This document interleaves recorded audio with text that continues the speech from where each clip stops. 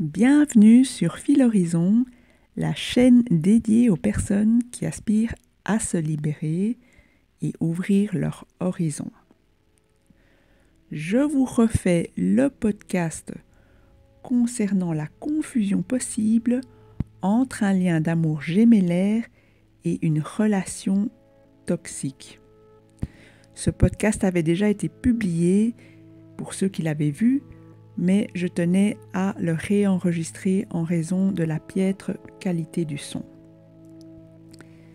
Par conséquent, par ce podcast-ci, ce propos-ci, vous comprendrez, vous découvrirez ma vision du lien de flamme jumelle. Si vous avez écouté mon podcast à propos de l'équanimité, vous comprendrez qu'il est plus aisé de m'approcher en tant que yin runner avec un cœur serein plutôt qu'avec des effusions d'amour. D'une part, parce que cela évite d'activer mon mécanisme de défense qui est la fuite, et d'autre part, parce qu'il y a un malentendu sur l'idée que chacun se fait de l'amour. Je remets dans le lien en description un texte de Mathilde Viguier qui vous partage ma vision de l'amour véritable et du couple divin. Je vous invite à aller cliquer dessus. Pour ce qui est d'une passion amoureuse ou d'une relation toxique, il m'intéresse moins de savoir si vous avez affaire à un manipulateur ou à un pervers narcissique. Il existe assez de vidéos ou de textes sur Internet à ce sujet. Je vous renvoie vers ceux-ci. Pour ma part, ce que je souhaite comprendre, c'est ce qui vous attire ou vous maintient dans ce type de relation. Il faut savoir que les personnalités perverses narcissiques sont tout à fait marginales dans la société. Il y a donc certainement moins de cas que si l'on recensait tous les témoignages des victimes. En revanche, dans le cas de flammes jumelles, la proportion de contacts avec les pervers narcissiques est plus importante. Alors, je ne suis pas en train de dire qu'une partie des victimes affabule à propos de leur contact avec un pervers narcissique, mais de vous questionner sur la part de renoncement de pouvoir que nous sommes capables d'opérer pour rester à tout prix dans une relation. Le plus gros point d'interrogation dans ce type de relation toxique n'est pas les agissements d'un pervers narcissique. Celui-là, on l'a bien identifié et il est beaucoup plus prévisible que ce qu'on croit. Pour ma part, je sais quasi instantanément quand je vais décevoir un pervers narcissique et quand je vais devoir faire face à ses remontrances, ce qui est jamais le cas avec mon jumeau. Donc moi, ce qui m'intéresse de comprendre, c'est qu'est-ce qui fait que nous donnons procuration à quelqu'un sur notre vie et notre souveraineté, y compris dans un lien de flamme jumelle. Pour le comprendre, je vous déconstruis ce qui, dans un lien entre deux personnes, amène à une emprise durable. Lorsqu'une personne à polarité yang rencontre une autre à polarité yin, il existe une séduction naturelle comme dans un début de toute relation. Sauf que chez un yin, rappelez-vous, elle est biaisée en raison de son faux self. Donc le faux self, l'identité qu'il a construit pour se protéger, pour s'adapter à un monde qui lui paraissait violent. Dans sa séduction, le yang va donner un cadre, une forme au yin qui est plus volatile. Avec le temps, les retraits et les doutes du yin vont renforcer, sans que ce ne soit volontaire d'aucun côté, va renforcer donc le côté cadrant et donc finalement contrôlant du yang.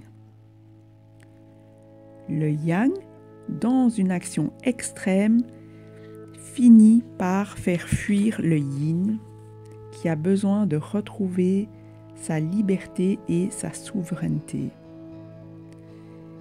Il a besoin de quitter ce qu'il croit être un enfermement. Je ressens souvent le contrôle de mon jumeau et résiste à l'envie de fuir. Toutefois, dans ce contexte, il y a deux choses qui sont moins en prise. De un, le yin runner contrôlait inconsciemment le lien par sa séduction au début, à vouloir correspondre au rêve du yang, ou encore tout simplement en ne s'affirmant pas. Cette attitude pourrait être identifiée comme de l'amour inconditionnel. Il est vrai que les runners yin disposent d'une source d'amour infini envers les autres, étant donné leur capacité à pouvoir s'adapter depuis tout petit. Tant que le yin est non éveillé, il est dans une posture sacrificielle. C'est la saturation de cette posture de sacrifice, augmentée du contrôle du yang chaser, qui active la blessure de rejet et le mécanisme de fuite du yin runner. Lorsque le jumeau fuyant tente avec ses moyens d'échapper au contrôle du chaser, dans ce retournement, par sa fuite, il finit par maîtriser, donc prendre le contrôle sur le contrôle du yang chaser. Vous voyez toute l'intrication ?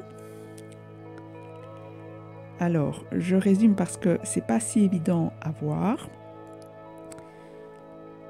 Le yin runner contrôlait sans le vouloir le lien par sa façon d'être en amour inconditionnel, et ensuite il recontrôle le lien en fuyant. Donc c'est ça la sensation de manipulation que vous pouvez ressentir vis-à-vis de votre jumeau qui s'est tiré en fait. Parce que je le vois, je préfère l'équanimité à la séduction pour ne pas flouer mon jumeau et devoir fuir par la suite, ou je n'ai pas envie de contrôler la situation. Ce n'est pas dans ma nature le contrôle. Alors attention, un yin fuyant n'est pas forcément dysfonctionnant. Il peut très bien fuir à juste titre, en toute conscience ou inconscience. Le radar du yin runner est tout à fait opérationnel. Il faut alors être en mesure de discerner et accepter si cette personne vous fuit parce qu'elle s'est tout simplement détournée de vous, l'humanité n'est pas constituée que de flammes jumelles et de pervers narcissiques, il peut s'agir de quelqu'un qui ne souhaite rien nouer avec vous et qui malheureusement vous obsède. Cette personne-là risque de ne jamais revenir vers vous ou encore vous maintenir dans un semblant de relation pour son propre narcissisme. Elle n'a pas besoin d'être perverse pour autant. La société prônant de plus en plus l'ego et le narcissisme, sans conscience, certains pourraient s'abreuver à votre source d'amour si vous les laissez faire. Flamme jumelle ou pas, s'il vous plaît, veillez à votre intégrité. Avec une flamme jumelle, c'est même votre autre qui vous aide à faire cela, car il ou elle veut votre bien. C'est même tout le job pour lequel il ou elle est là, pour veiller à votre intégrité et donc votre souveraineté. Quant au pervers narcissique, lui, il a besoin de quelqu'un d'autre et il revient constamment pour cela. Il a besoin de votre nourriture affective pour pouvoir aussi rejeter toute la rage et la colère qu'il a à l'intérieur de lui pour éviter de la ressentir. C'est cela qu'on observe dans son comportement de dévalorisation, de culpabilisation et de contrôle sur autrui. Il vous met sous emprise et vous immobilise car vous êtes utile à sa jouissance narcissique. Il a du plaisir à vous faire souffrir.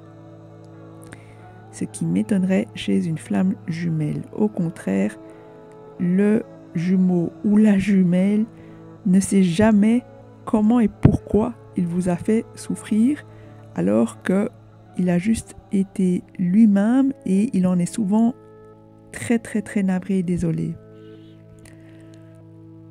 A contrario, en tant que yin runner, je n'ai pas besoin des applaudissements de mon jumeau pour exister. Bien sûr que cela me fait plaisir, bien sûr que notre lien me renarcissise, mais d'une part, c'est du fait de l'amour inconditionnel très puissant entre nous, et d'autre part, je ne suis pas en train de le démolir psychologiquement pour l'obtenir. Quant au fameux interrupteur émotionnel du runner, ce n'est pas une légende urbaine. Il a vraiment la capacité de couper avec ses émotions, tout simplement parce que la vraie personne vulnérable et sensible a été refoulée par le gang des entités protectrices. Je vous invite à écouter le podcast sur le faux self si ce n'est déjà fait pour savoir de quoi est constitué ce gang et le pouvoir de censure qu'il a sur la vraie personne, l'âme donc.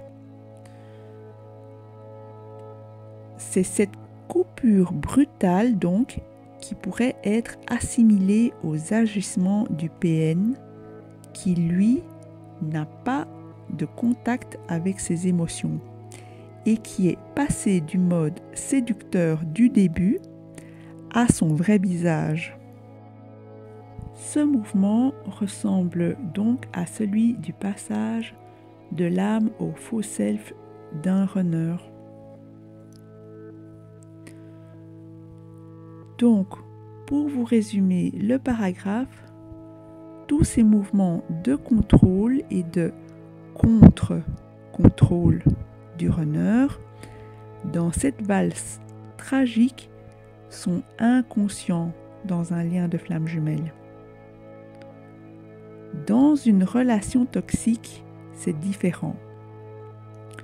Certes, il peut y avoir une séduction qui ressemble à celle d'un runner yin quand une personne vous approche ou à plus forte raison quelqu'un de pervers, qui vous fait miroiter vos rêves et vos idéaux parce qu'il a scanné vos failles et que son aspiration au contrôle et à la domination est à peine voilée. La différence est qu'une personne perverse peut également vous fuir et pratiquer un silence radio qui ressemble au runner lorsqu'il fuit lui-même, mais souvent le pervers narcissique n'a aucun intérêt à vous bloquer parce qu'il a trop besoin de revenir se nourrir à votre énergie vitale, à moins d'avoir trouvé une nouvelle victime. Lorsque je fuyais une relation, c'était suite à l'activation d'une peur. Je n'essaye pas de calculer ni de manipuler dans ces moments-là. Souvenez-vous que mon néocortex, le cerveau récent qui permet de réfléchir, est à ce moment-là éteint. Les deux mouvements sont donc antinomiques pour moi. Un runner qui fuit n'est pas en train de manipuler, c'est impossible.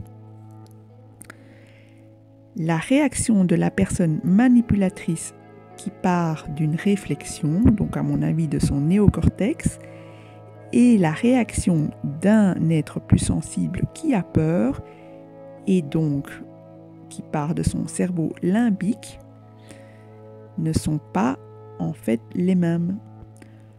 Le premier calcule froidement la mise en œuvre d'une fuite dans le but de vous faire réagir et obtenir quelque chose dans son sens. Je vous rappelle que vous êtes l'objet de sa jouissance. Il a du plaisir à faire ça. Ce qui n'est pas du tout le cas des runners. Le second file se cacher sous le canapé comme un chat pour avoir la paix royale. Et il ne veut, dans un premier temps, rien obtenir de vous. C'est marrant, non? Un manipulateur qui ne veut rien obtenir de vous. Vous êtes-vous déjà posé la question? Mais il est idiot ou quoi? Dans mon exemple personnel, je ne vois pas ce que mon jumeau possède que je ne pourrais créer ou disposer pour et par moi-même. Pas besoin d'aller le manipuler pour obtenir quoi que ce soit. Et l'inverse est vrai aussi.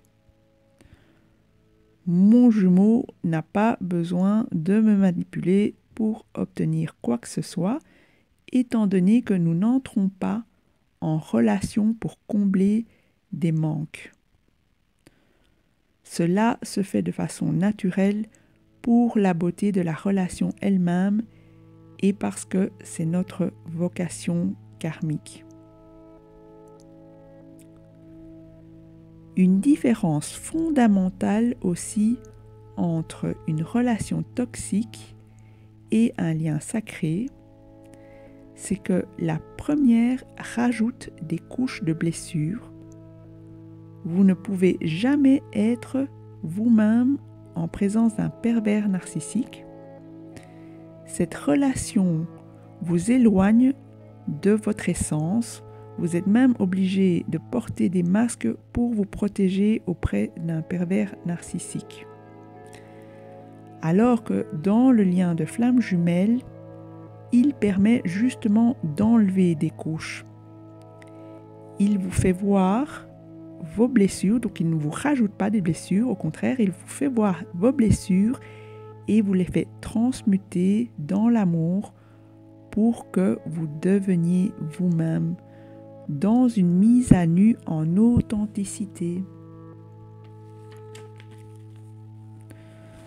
Une jumelle ou un jumeau ne vous dévalorise pas, au contraire, il vous met sur un piédestal. Donc, plus concrètement, plus je reste avec une personne toxique, plus je m'enfonce dans ma vie concrète et physique à cause de l'intoxication à plus d'un niveau. Un des niveaux qu'on peut constater couramment, c'est l'éloignement de l'entourage, mais attention, ce n'est pas pour la même raison. Dans un lien de flamme jumelle, cela se produit en raison de la différence du taux vibratoire, parce que votre taux s'élève au contact de votre flamme jumelle, et c'est le contraire, comme par hasard avec un pervers narcissique. Les gens s'éloignent de vous parce que votre taux vibratoire est en train de flancher à cause de l'intoxication. Et donc, plus je reste au contact de mon jumeau, plus je me développe. Et cela se voit à tous les niveaux, dans la matière. Physiquement, je me sens mieux dans ma peau. J'ai pulvérisé tous mes complexes. Ma vie professionnelle et matérielle sont pour la première fois maîtrisées. Mon intellect est plus structuré. Émotionnellement, je me sens plus stable. Et spirituellement, mon cœur est ouvert à tous l'émerveillement que la vie m'apporte. Si je ne savais que j'avais des mécanismes de fuite, on pourrait presque me confondre avec un chaser. Mais donc voilà, on sait que en bout de parcours, avec l'équilibre, ces notions-là disparaissent. Bien sûr, pour en arriver là, il m'a fallu passer par la nuit noire de l'âme, et cette purification intérieure pourrait être confondue avec la dépression lorsque vous êtes au contact de quelqu'un de toxique, ou encore tout simplement la dépression tout à fait compréhensible et naturelle suite à une rupture, et cela dans n'importe quelle relation que ce soit. Si vous vous sentez proche d'un état de dépression, questionnez-vous pour savoir s'il s'agirait de la purification intérieure de vos blessures et de tous vos conditionnements, avec ou sans l'existence de votre jumelle ou votre jumeau, ou s'il s'agit d'une action volontaire de la part de votre autre qui vous blesse et vous diminue, comme dans le cas d'une perversion narcissique. Plusieurs autres problématiques d'inadaptation surgissent et ponctuent le lien de flamme jumelle, laissant les deux protagonistes complètement démunis et incrédules face à ce qu'on appelle la dissociation du yin runner. En écoutant le podcast sur le faux self, vous comprendrez l'épaisseur du voile qui brouille sa conscience en raison des mécanismes de défense. Il n'est pas du tout en maîtrise ni aux commandes de ceux-ci. Je me permets de vous faire noter que la plupart des personnes qui ont un faux self, donc si pas toutes, ne sont pas du tout au courant de l'existence de celui-ci. Elles ne font pas exprès de l'utiliser pour vous faire les pieds. C'est par protection et en inconscience. Concernant le runner yin, il a une telle capacité à se remettre en question et une telle résilience qu'il peut déplacer des montagnes par amour pour vous. Il peut même aussi se sacrifier ou sacrifier malheureusement la relation pour vous éviter de souffrir, ce qui est rarement le cas d'un manipulateur ou d'un pervers narcissique qui ne verra que l'avantage et l'intérêt de son ego. Quant à la remise en question et à la résilience, ce n'est pas son fort non plus. Pour moi, je dirais que c'est la résilience le marqueur le plus fort de différenciation d'une flamme jumelle. Pourquoi ? Je vous l'avais annoncé dès mon premier podcast, il s'agit d'une question de potentiel. Il est impossible pour moi de survivre à la nuit noire de l'âme et au parcours de flammes jumelles sans une résilience hors du commun. Et je ne parle pas des bouleversements venant de l'extérieur, comme dans le cas d'un pervers narcissique, mais de la puissance du processus de purification par l'amour inconditionnel. Étant donné la densité du sujet, je vous résume tout le propos. Pour qui est dans une relation toxique, vous le savez en raison du pouvoir destructeur de cette relation. Elle vous consume toute votre énergie vitale à petit feu et votre vie en est déstabilisée. Un jour, vous rêvez d'étouffer votre partenaire avec un oreiller. Le jour suivant, vous croyez que c'est lui ou elle qui vous grandit alors qu'il s'agit de leviers psychologiques avec lesquels la personne joue pour avoir du pouvoir sur vous. Vous sentez derrière toute la malveillance, même si vous avez toutes les peines du monde à vous l'avouer. Et cela, je le comprends fort bien en raison des sentiments très forts. Pour qui est dans un lien d'amour sacré, inutile de vous torturer l'esprit à faire entrer des ronds dans des carrés, vous sentez bien que tout est étrange et atypique, mais pas destructeur.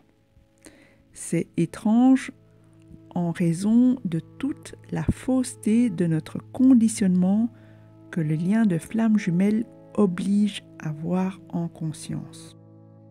Au contraire, dans un lien de flamme jumelle, vous sentez tout le potentiel de déploiement de votre âme et cela se vérifie dans la matière. Une fois un certain équilibre intérieur atteint, votre vie change en bien, car votre jumelle ou votre jumeau vous encourage à votre souveraineté, qu'il le fasse de manière explicite ou simplement par son comportement inconscient. Vous devenez de plus en plus vous-même, votre essence et donc votre âme. Dans le lien de flamme jumelle, il n'y a rien à provoquer, ni à vouloir, ni à attendre. Tout est pris en charge par l'intelligence de la vie et celle du cœur. Pourvu que vous ne bloquiez pas la circulation de l'énergie par vos peurs. Néanmoins, si vous avez besoin d'un suivi pour faire circuler correctement l'énergie dans l'amour et plus dans la peur, et ainsi attirer votre flamme jumelle, n'hésitez pas à me contacter. Mon email se trouve dans la description ci-dessous. Pour l'heure, je vous remercie de votre écoute et de votre bienveillance pour tous vos sympathiques commentaires et votre accueil chaleureux. Prenons de la hauteur et ouvrons l'horizon.